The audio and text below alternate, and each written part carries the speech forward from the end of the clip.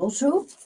La première séance de ce cycle sera consacrée à la personnalité d'Homère et à la transmission de ses œuvres au fil des siècles. Alors, la première question à se poser est: qui était Homère? Les anciens étaient absolument convaincus de son existence, mais les historiens modernes en sont beaucoup moins convaincus. Donc la première question à se poser, c'est: est-ce que cet homme a vraiment vécu? Et s'il a vécu, à quelle époque? Et à quoi ressemblait-il? Alors, les Grecs anciens ont sculpté son image, mais c'était bien sûr un portrait imaginaire, puisque personne n'est censé l'avoir vu en réalité. Et donc, toute la première partie de cette conférence sera consacrée à la personnalité d'Homère et à l'image qui nous a été transmise de ce poète au fil des siècles. Et puis, dans la même séance, nous examinerons la transmission de ses œuvres, car c'est lui qui est censé avoir écrit deux épopées célébrissimes appelées l'Iliade et l'Odyssée. Ces épopées sont parvenues jusqu'à nous, car au fil des siècles, les intellectuels ont estimé qu'il valait la peine de les recopier.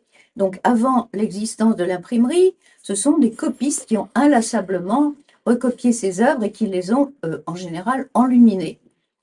Alors là, il se trouve que la ville de Troie, où se déroule la fameuse guerre évoquée dans l'Iliade, elle existe vraiment. Mais est-ce qu'il y a eu, dans cette ville, s'est livrée une bataille comme celle que raconte Homère? C'est un premier mystère. Et puis également, les assaillants de la ville de Troie étaient censés être les Grecs réunis sous la domination d'Agamemnon, le roi de Mycène. Or, il existe réellement en Grèce une ville appelée Mycène. Mais est-ce que ce sont vraiment les Mycéniens qui ont attaqué la ville de Troie? Donc voilà toutes les questions qui vont occuper notre première séance. Alors ensuite, nous passerons à l'Iliade et à la façon dont elle a été illustrée au fil des siècles. Car l'Iliade nous parle de très nombreux héros qui nous sont familiers: Achille et Hector, Priam et Paris, la belle Hélène, etc. Mais tous ces personnages ont inspiré les artistes de l'Antiquité à nos jours. Donc nous avons une foule d'images qui illustrent les héros de la guerre de Troie et les différents épisodes de cette guerre. Donc nous allons consacrer 2 séances, car le sujet est vraiment très vaste, 2 séances à suivre par ordre chronologique les épisodes de la guerre de Troie et voir comment les artistes les ont illustrés de l'Antiquité à nos jours. Ces illustrations se sont faites soit par la peinture, soit par la sculpture. Et elles couvrent donc une très très vaste période, du 7e siècle au 21e siècle. Notre 4e conférence sera consacrée à suivre les pas d'Ulysse en Méditerranée, tel que le raconte Homère dans son Odyssée. Car à l'issue de la guerre de Troie, donc tous les guerriers rentrent chez eux, la plupart d'entre eux rentrent sans problème, mais le pauvre Ulysse va errer pendant 10 ans sur la Méditerranée, car les dieux vont se mettre en travers de sa route. Donc ce long périple, bien sûr, est ponctué d'escales. Nous suivrons toutes les escales de son voyage avant de retrouver sa chère Pénélope dans son île d'Ithaque. Et toutes ces étapes ont été également illustrées par de très nombreux artistes au fil des siècles, donc que ce soit les Grecs, les Romains ou bien des artistes beaucoup plus proches de nous.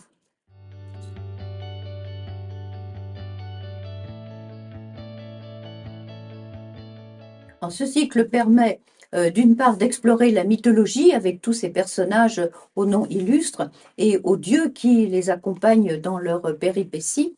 Et c'est également l'occasion d'explorer la peinture de vases grecs, d'explorer la sculpture de la Grèce antique et également les œuvres d'art qui ont inspiré ces épopées à des artistes beaucoup plus proches de nous.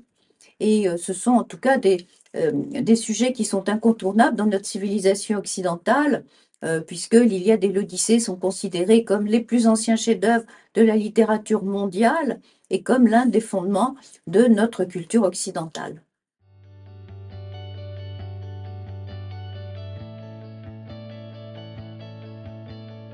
Alors, je vous recommande, pour vous mettre un peu dans l'ambiance des œuvres homériques, de vous plonger dans la lecture d'un petit que sais-je sur Homère, qui est très facile à lire, également d'un ouvrage de la collection Découverte Gallimard, qui est également facile à se procurer et très bien illustré.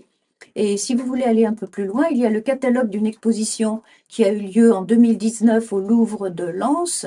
Et si vous lisez l'anglais, il y a un très beau catalogue relié à une exposition qui a eu lieu au British Museum sur la ville de Troyes en 2019.